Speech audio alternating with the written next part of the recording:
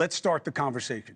Tonight I have two perfect, I won't have them every night, but I have the best guests to have this conversation with. Stephen A. Smith, the host of the Stephen A. Smith Show, and author, journalist, historian, Bill O'Reilly. Gentlemen, thank you both for being with us. Bill O'Reilly, we talked a little bit last night about the pardons, and you said it was going to be iffy, but this point of how Trump starts motivating his agenda and executive orders and all the litigation, he can't really get it done himself. What do you think needs to happen for him to get Congress to act on what matters? Well, it depends what he wants to do. So there are two tracks here. There's the political track about pleasing his base, and then there's a realistic track about what can happen. So birthright citizenship, that's in the Constitution. Can't sign an executive order to overturn it. He knows that. But there's no downside for him to do it because his base likes it. So he gets popularity points. They used to call them brownie points. But it doesn't mean anything. Same thing with the pardons. He didn't go over each pardon, and some bad guys got out. About 10% of them shouldn't have been pardoned, and we've been doing it all day, looking at who got pardoned and what they did. About 10% shouldn't have been considered. But again, to Trump, he wants the popularity to continue in his precincts first, and then he'll get around to problem solve. And I believe he will. I believe that is coming.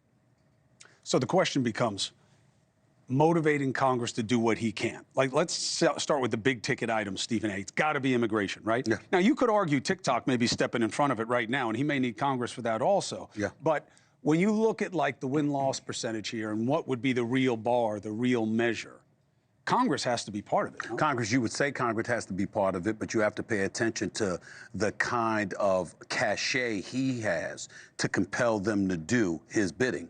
And knowing that he is the kind of individual that's basically had control of the Republican Party since 2016, basically has had the power, or at least came across as having the power, to get other folks removed from elected office because he can turn their constituency against them because they're not doing his bidding to some degree.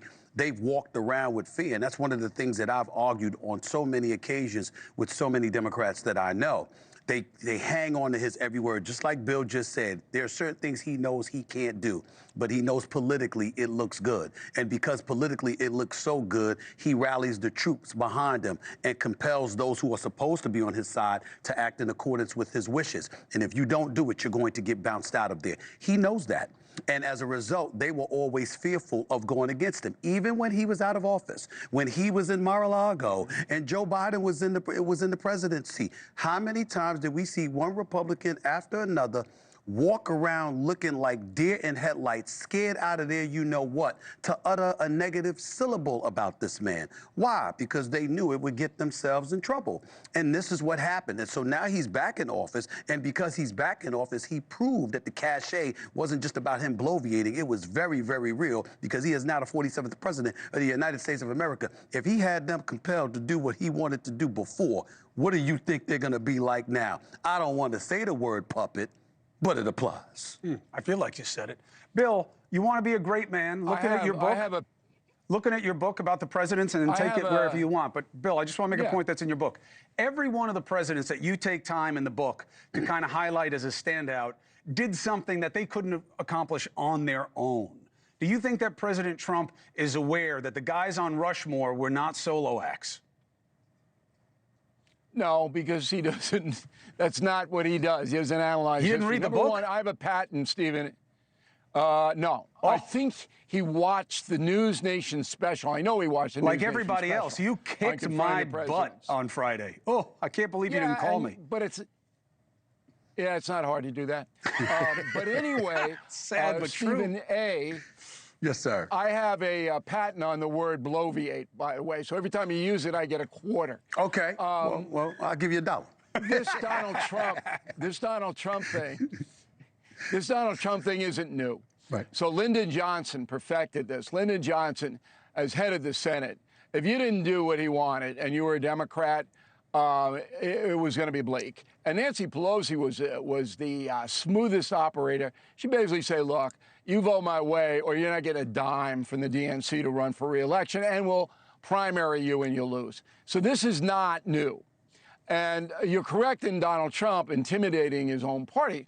But remember, the things that he wants to do, that Trump wants to do, he wants to do them fast. And that's good. That's a good thing. So he's saying, look, get on the train here. And if you're not on the train, I'm going to boot you and get somebody else who will be on the train. I don't see that as a bad thing. As long as the legislation, like the Lake and Riley bill that passed yesterday, and 12 Democratic senators voted for it, and the loons who didn't vote for it, boy, I mean, it's stunning. So you think it's okay for a foreign national to be arrested for a crime and not be turned over to the immigration authorities? That's what you're voting against? Yeah, it was a bad look. It's like Those the Nancy people, Mace bill. Come on. Yeah, it was like the Nancy Mace bill. It just doesn't make sense. The one thing I wanted to say, getting back to the Democrats, is disregard. You have to be careful to not fall for the okie doke, for every little thing that he throws out there. Because like Bill said, there's certain things that he's doing just for pomp and circumstance to make it look good. And he knows he's not going to necessarily get it done. But that doesn't stop them from overreacting to it. And if you overreact to it and use every little soundbite that he throws out there, or every little insignificant act that you know he's not going to be able to push through, and you react to that, you're reminding Americans of why they voted against you in the 2024 election. You cannot do that. If it's something substantive that's a real threat in your eyes that you feel he can push through, react to that. Make it real. But when it's something that you know is going to amount to nothing, why engage him in that? Because you're falling right into his trap when he does that, because he has proven in terms of headlines, in terms of sizzle, in terms of sparking a conversation and creating provocative dialogue, he has proven to be an absolute master at that, to his advantage more so than theirs. They have to make sure that doesn't happen to them. Let's take a break, and when we come back, subject to what you guys are interested in, I want to talk about what may be the factor that does change the state of play, because there's something that both sides are looking at that doesn't involve Trump. And we'll discuss it when we come back with the two big men, Stephen A. Smith and Bill O'Reilly. Remember, it's 2 hours tonight, so we're going to be covering all of the big moves, what to expect, and what probably won't happen. Stay with us. This is back with Stephen A. Smith, Bill O'Reilly, 2-hour special here at NewsNation. Here's the word, Bill: midterms. The motivation for Republicans and Democrats is this race to the midterm and who has the better case, because Trump is one and done here. And I agree with your analyses. He's the biggest dog in the pound. There's no question about it. But he doesn't have to worry about next time, and they do. Do you believe that that is at least the beginning of an incentive structure for them to want to pass legislation, at least on immigration reform? Well, immigration reform will pass in some form, but it doesn't have to. With what Trump has already done, state of emergency, designating the cartels as terrorist groups, remain in Mexico, all of these things are a reality. No more applying for asylum by internet on an app. He doesn't need immigration reform, Trump. He's going to stop it cold. And when he waxes a couple of cartel heads, which I think he will, all right, he's going to be celebrated by Republican voters. And if he can combine that with lowering prices, and that's tough. You know, I was reading today, it is, because if he slaps 25% tariff on Canada, gas prices are going to go up, at least initially, because Canada imports a lot of fuel to the United States. Exports. I don't think he will. I think that these tariff threats are basically to get much better deals. That's always been his modus operandi. But if Trump fulfills and makes life better economically, and the intrusion on the border lessens dramatically, he's not going to, Republicans are not having any trouble in the midterms at all. What's your take? I don't know about that. Number one, when you talk about the tariffs, I'm thinking along the lines of, what if they do bite back just to try to make him wilt a little bit? then it could potentially get ugly. How much intestinal resolve does a Canada, does a Mexico have? We may find out because they're dealing with Trump, and you're trying to figure out who's the bigger fish in the pond. So that could be an issue. I don't know if we can rule that out as a possibility. As it pertains to the Republicans in the midterms, let's understand that somehow, some way, they always find a way to mess things up. They've had power before. They've had the House. They've had the Senate. They've had the White House. They don't have a perfect record. Trump certainly doesn't have a perfect record. You are right. I don't think that he needs to completely reform an immigration policy because of the actions that he's already taken. But in the same breath, you have to make sure that in the process of doing all of that, guess what? We can't have any issues at the border. This man Holman that you've got as the czar, he's got to live up to his word because he's exhibited a lot of bravado and what have you. Yeah. People are looking for those actions as well, for that follow through as well. If he doesn't do that, who knows what they'll do? And you got to remember, you always got to worry about Trump giving the other side ammunition with the things that he says, the rhetoric that he spews. They might have shoved that aside for him to be in office and to get elected. That doesn't mean they're going to do a favor for the other Republicans in the House and the Senate come midterm election. He gets the benefit of the doubt to some degree, not others. I feel like, Bill, that they need the legislation. Trump needs/wants it because he wants to be a great man. He wants to be a great president. Well, You have to okay. achieve something huge. And the guys on the border, as you know, Bill, you understand the issue very well. They ask for what has not been given to them yet. Rule changes. Not just the application app, but the rules of asylum, the rules of catch and release, the resources to process and return people. That's what they say will make the biggest difference. You got to have legislation for that. Well, I will say, look, you expect that Homeland Security will come up with some rules only day two. But as far as what they call comprehensive immigration reform, it's never going to happen under Trump because the Democratic Party insists on amnesty. And the Republicans aren't going to do it. They're not. Now, you can do hold on. Let's be ambitious for a that. second. Let's be ambitious for a second, Bill. How certain are you that they would hold fast to a losing proposition? Amnesty is not popular 100%. in America. Right. 100%. Democrats will always throw amnesty in, just like they don't oppose sanctuary cities or sanctuary states, all of that. Look, that's Trump's easiest thing. He'll get that under control, and Holman will do what Holman says he'll do. They got the power to do it. And if you're worried about the cartels striking back, Stephen A., I'll give you one name, Soleimani. Iran did nothing after their number 3 guy was blown off the face of the earth by Trump in a drone. And the cartels, they don't have nearly the power. So right now, the cartels are making reservations to Miami, all right? They're getting the heck out of there. It's over, particularly if Trump decides to use the military action. And I hope he does. These people, cartels, are killing far more than ISIS and Al-Qaeda combined. Yeah, that's fair. They're killing millions of people in the United States. He's going to these take their cartels. money first. And Mexico That's what this does. lets them do it. You're absolutely right about And that. listen, if Donald Trump and the Republican Party want to dominate for the next 4 years, destroy the cartels. I think that the big thing that the tool that this gives them is if you are a terrorist organization, I can go after your money in a way that really you can only do otherwise during RICO. You find a soft spot and you squeeze. Asset forfeiture. And these guys, at the end of the day, you know, they're a bunch of cold-blooded killers, don't get me wrong, but they want money. They do all this for money. And if you take the money from them and you start taking the money and punishing the domestic assets here, the gangbangers who are helping them with the trafficking and the fentanyl, that they are now functionally terrorists, that's going to change the dynamic. But listen to what you're saying, Chris. Listen to what you're saying, Bill. You both are absolutely 1,000% right. But I'll be damned if you're telling somebody telling a bunch of people stuff that they didn't already know. So the real question is, how come this hadn't happened before?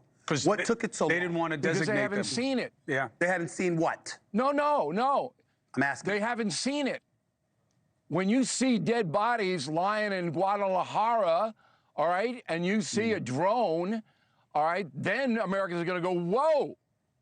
And this is so bad that it's almost defies you.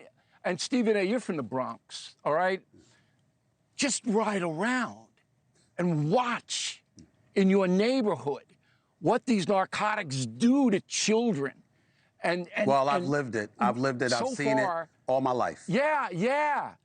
And these people, these evil people, deserve to be eliminated. And Trump will do that. And if he does, his popularity, his job approval will go into the 60s. And if he doesn't do it, why wouldn't he do it? See, because you have to remember, the cynical amongst us in America, who don't know the things that Bill O'Reilly and Chris Cuomo know, have looked at government as playing a role in allowing these things to perpetuate and continue throughout history. You have the power, you have the muscle, you have the cachet, you have the manpower, you have whatever it takes to get exactly what you articulated done. But decade after decade after decade, nothing has happened. So if it doesn't happen now, then what? Well, there's a big reason, by the way. We are being nonchalant about something that is taken very seriously, especially by Democrats, and that is going against the sovereign authority of an ally with military force that is unrequested. So if you get Mexico to say, yeah, bring in your operators, do what you can, that's one thing. But Obama didn't even want to go into Pakistan to get Osama bin Laden because he didn't want to piss off Pakistan because they're an ally and a nuclear power.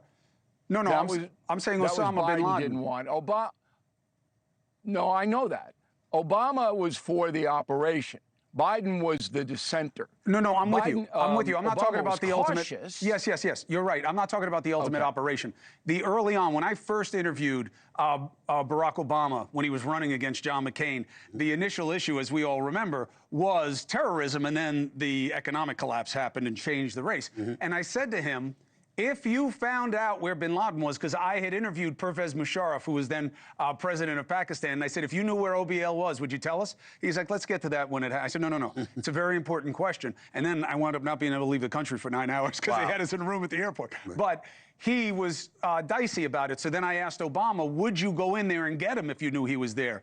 And he was, it took me like 3 pushes to get him to say, well, yeah, if we knew he was there and our ally requested it, then we'd go. That's the sticking point with Mexico, Bill, is that if you just send the military into another sovereign, it could be seen as an act of war, even if you are just attacking the bad guys. So what? Those people down there in Mexico City have been so harmful. They are an enemy to America, the government, not the folks. They allowed these cartels, to run their own country. You know how many officials are on the take? Yeah, no. I mean, this is ridiculous. I don't care. I don't give a whit what Claudia Sheinbaum thinks. If we want to take out cartel members, we have the authority under the Constitution now to do it. And Trump should do it.